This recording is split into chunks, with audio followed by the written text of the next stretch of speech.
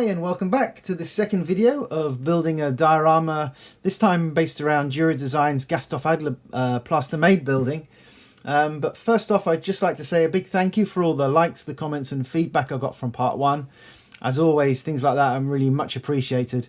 And included in that feedback were some comments based around these three guys with their hornet heads, and how a few you didn't seem to like them as because Miniart's figures can run slightly small. The heads, the 135 scale, they looked a bit too big. Like I say, I think that's down to Miniart's figures more than hornet heads. And you weren't too keen either, even on the facial expressions. They weren't ideal.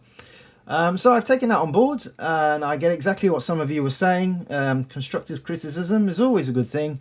So I've decided I'll meet you halfway. So what I've done, I've changed the head on one of them, as you can see, to perhaps a better scaled one from the spares box.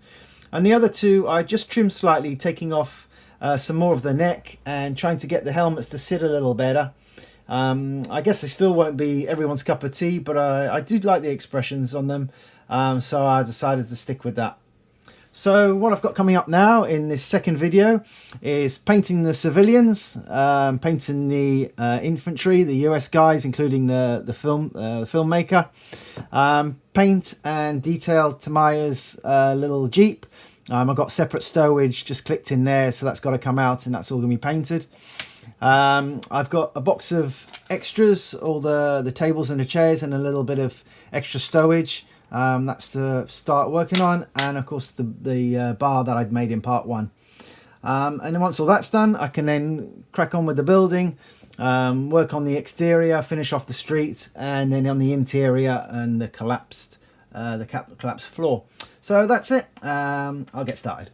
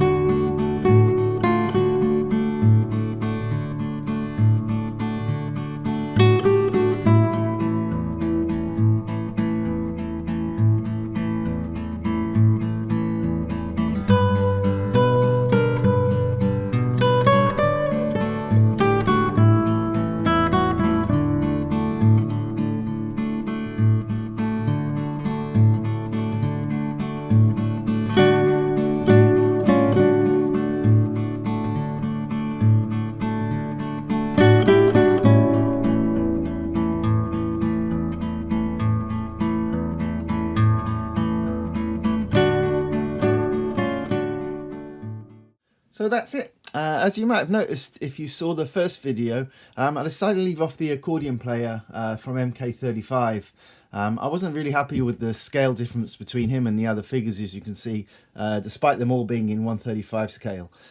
So this meant switching the focus of the troops from the old man who was in the doorway across to the US cameraman. He's just stopped by to capture the scene of the recently liberated German town for the American cinema goers audience, hence the title of the piece.